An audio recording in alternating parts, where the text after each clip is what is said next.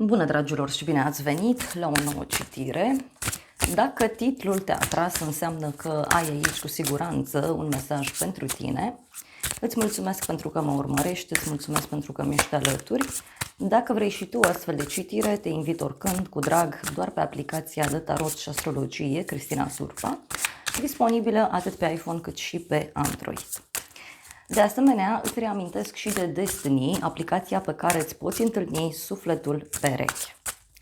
Hai să vedem așadar mesaje. Bun, și început citirea. Folosesc un tarot diferit, nu cred că l-am mai folosit până acum cu voi.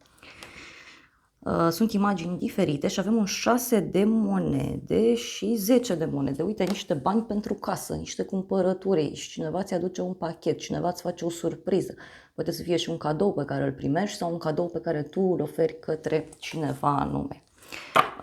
Ce mai văd aici? Uite, cu 6 de monede putem să discutăm și despre o perioadă în care e ca și cum reușești aici să găsești un echilibru din punct de vedere financiar sau reușești să găsești un echilibru în viața ta, reușești să te împarți într-un mod egal între două direcții diferite, două persoane diferite. E ca și cum ai ajunge aici la un anumit echilibru. Ei, din punct de vedere personal, avem asul de bâte aici. Uite, văd foarte mult entuziasm din partea cuiva, parcă o persoană care se roagă la poarta ta, la ușa ta. Sau mai poate să însemne și o persoană care este foarte, foarte entuziasmată, cineva care abia așteaptă să te întâlnească. Poate să fie și o persoană care se aprinde ușor, dar care se stinge la fel de ușor. De asemenea, văd aici un nou mod de a acționa. Văd pe cineva care parcă vrea să facă lucrurile într-un mod diferit. Pentru alții mai simt aici o persoană nouă care poate să apară. Este o persoană diferită. Apoi avem magicianul. Interesant. Deci aici e ca și cum îți lipsea pofta de viață, îți lipsea entuziasmul. Poate să fie și un moment în care, uite, te ocupi cu mai multe lucruri în același timp, dar pentru cei mai mulți dintre voi, eu simt că aici lipsea energia, lipsea curajul, lipsea entuziasmul și el cu siguranță a apărut sau urmează să apară. Te văd aici, în viitorul foarte apropiat, prins în mai multe activități. Pentru alții poate să fie și o persoană nouă care apare și care dă puțin lucrurile peste cap. Hai să vedem ce spune și tarotul. 9 de spade. Da?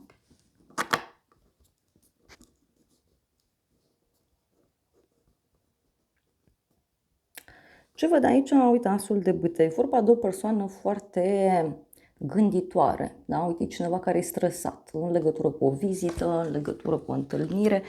Poate să fie și un prieten, da? Care se gândește la tine.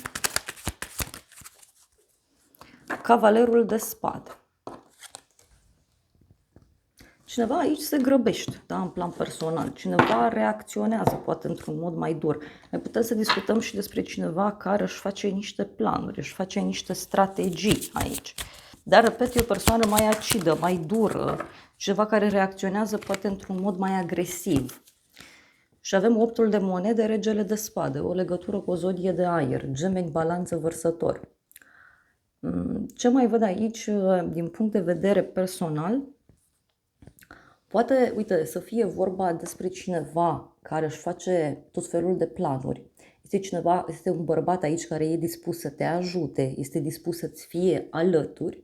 De asemenea, mă mai pot gândi aici că ești într-o perioadă în care lucrurile încep să se miște într-o anumită direcție. E ca și cum se lucrează la ceva.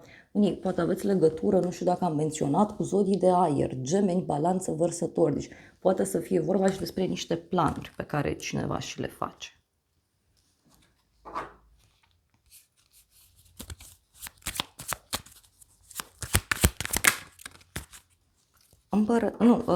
Marea Preoteasă, ok. Pot fi niște secrete care sunt dezvăluite, niște informații pe care le primești și care eu consider că sunt foarte, foarte prețioase. Și uite, e o persoană foarte grăbită, entuziasmată, energică. Din punct de vedere profesional avem preotul. Ok, deci e o perioadă în care tu ești foarte respectat de către oamenii din jur, este o perioadă în care ai o relație mult mai apropiată cu persoanele dragi ție. Marele preot totuși poate să reprezinte aici și cineva care e mai dur, da? Poate să fie și o persoană care are niște reguli după care se ghidează. Ce mai simt aici e că și cum ați avea un examen, e că și cum ați avea ceva important. Apoi avem 9 de cupe, uite, o bucurie mare, o împlinire. Poate să fie o veste bună care ține de muncă sau pentru alții poate avea legătură cu o împlinire din punct de vedere profesional. Da? Niște vești bune care apar, niște vești care îți umplu sufletul. Hai să vedem Marele Preot.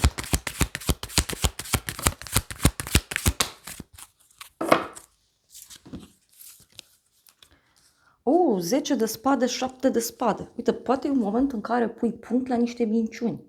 Nu mai accepti niște minciuni, nu mai accepti niște trădări.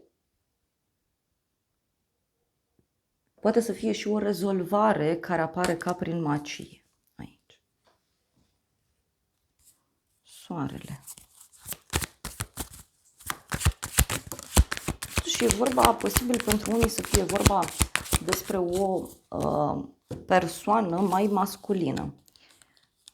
Avem 7 de bâte, roata destinului. Aici e ca și cum ai curajul necesar și schimbi ceva, schimbi destinul sau ai parte de foarte mult noroc din punct de vedere profesional sau din punct de vedere financiar, iarăși poate să fie. Deci e ca și cum vrei să rezolvi ceva important.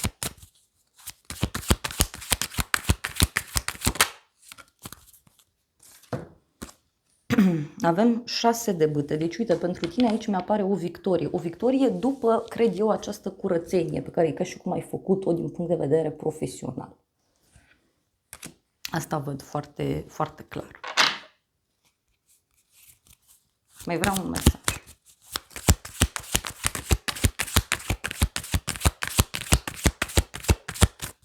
Da? Ce-i cu victoria asta? Ce-i cu realizarea? 8 de bâte, deci e ceva ce vine foarte rapid. O veste pe care o primești printr-un e-mail, printr-un apel telefonic, e ceva ce se decide aici cu viteza luminii. Mai mult decât atât, pentru unii poate să fie ceva legat de zona aceasta de online. Da? Pajul de spade, uite, e o persoană foarte curioasă, da? Dacă ați vrea să colaborați, dacă să-ți ofere un cadou, dacă să-ți ofere o veste bună. Surpriza, surpriza aici e un 6 de spade și 7 de monede. O așteptare de la drum, deci o veste pe care o primești de la drum. Poate să fie vorba și despre o soluție, fie legată de o mașină, fie legată de o călătorie. Pentru alții, surpriza aici, bineînțeles, poate avea legătură, uite, cu un e-mail pe care îl trimiteți, un apel telefonic.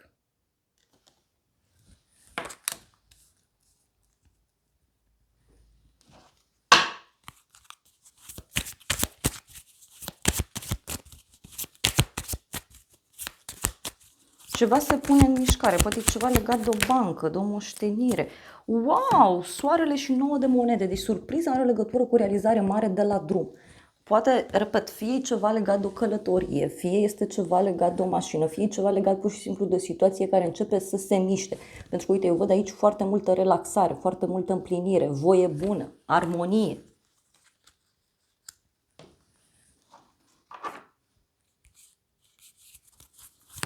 Șapte de monede.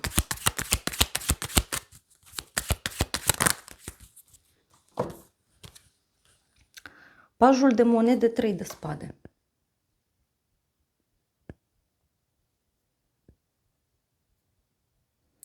Cineva care analizează ceva din trecut și descoperă niște nereguli. Poate să fie și o persoană care are probleme financiare.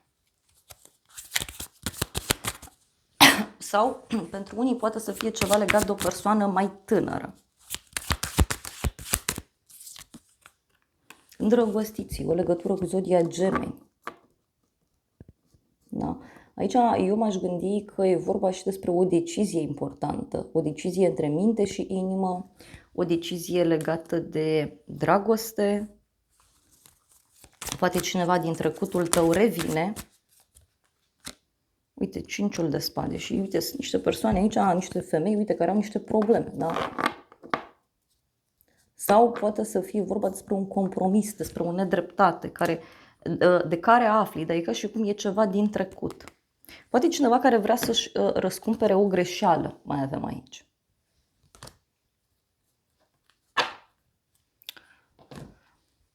Bun, dar și vestea asta, uite, îți poate aduce o siguranță financiară, da? Îți poate aduce o stare de spirit mult mai bună, da? O siguranță pe care o ai până la urmă. Hai să vedem ce spune și tarotul meu cu surpriza asta în toată situația. Tarotul meu spune așa, despre o boală și despre un noroc mare. Deci aici surpriza are legătură cu un noroc foarte mare pe care l-ai tu, fie legat de o problemă de sănătate, fie legat de o problemă în general.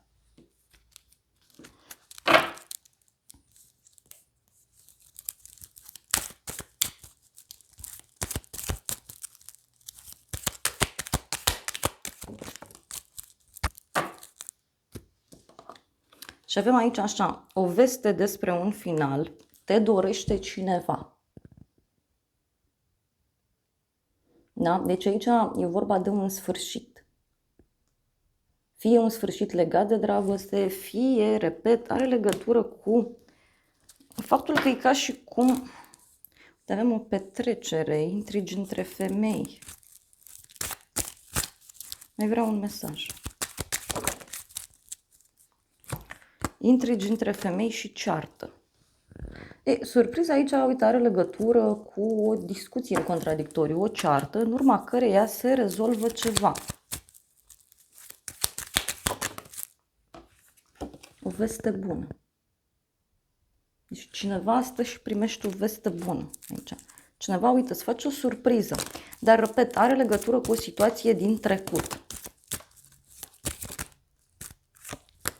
O situație din trecut în privința căreia se face dreptate. Poate să fie și că te revezi cu cineva din trecutul tău, stați la masă, discutați ceva.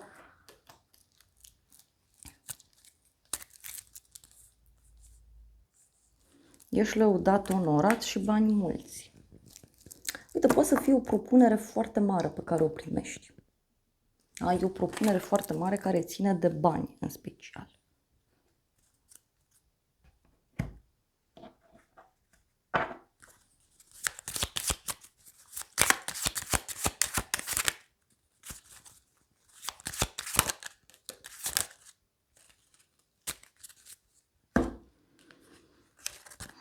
Avem fericire și furie și ambiție.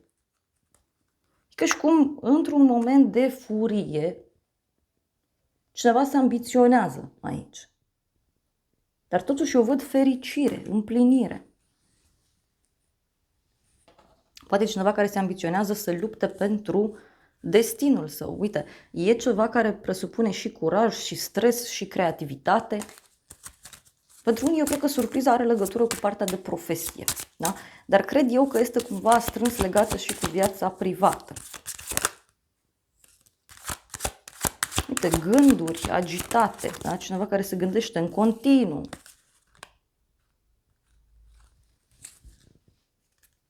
Uite, e o persoană mai maniacă așa din fire.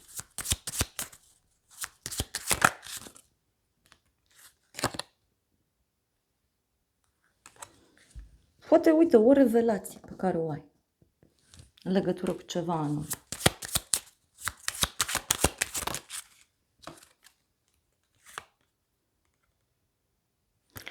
Mai poate să fie, uite, cineva care a dat dovadă de foarte multă creativitate.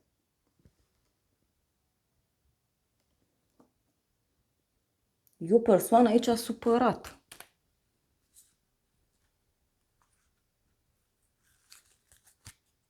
Dar și geloasă, repet.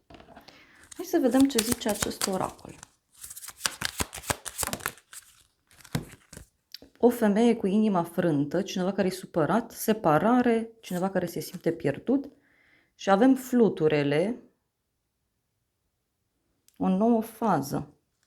Poate într-un moment de durere din punct de vedere emoțional, aici ai parte de o creștere, de o eliberare, o mică mare minune care poate avea loc, bineînțeles.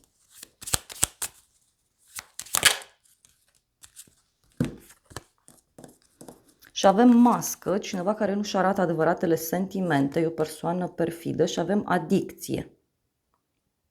codependență, obsesie. Na, cineva care poartă o mască pe față și persoana asta e puțin obsedată, are niște vicii.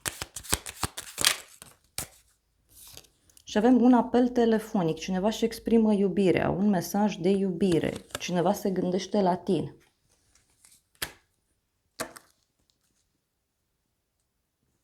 Na, deci eu cred aici că e vorba de cineva din trecut care reacționează într-un mod foarte, foarte dur. Ia să vedem ce spune acest oracol.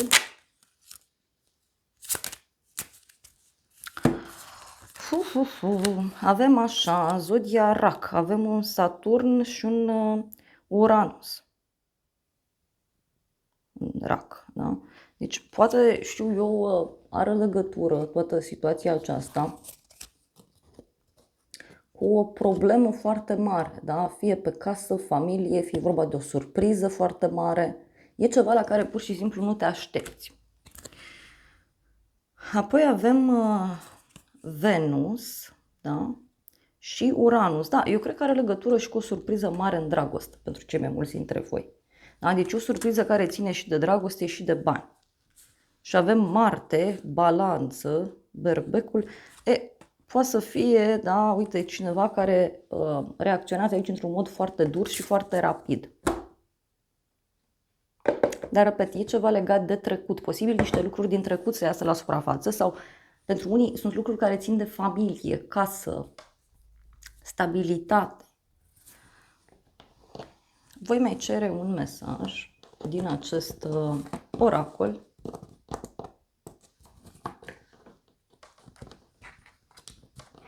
Nu vrea.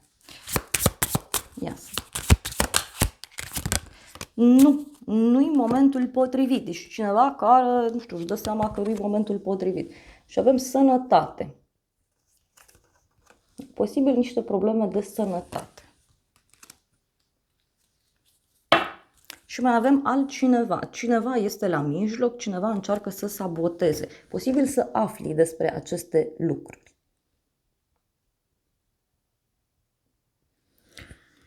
Și avem renunță, fă loc pentru noi începuturi.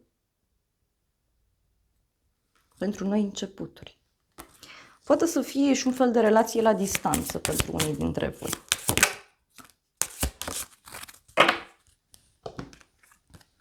Și avem manifest, spune Universului exact ceea ce vrei și totul se face în timpul divin, lasă lucrurile să curgă. E ca și cum tu manifesti aici ceva ce ți-ai dorit, doar că eu așa simt să-ți transmit că mie mi-apar și niște surprize foarte mari, da? Surprize în dragoste, surprize care țin de bani, surprize care țin de sfera relațiilor.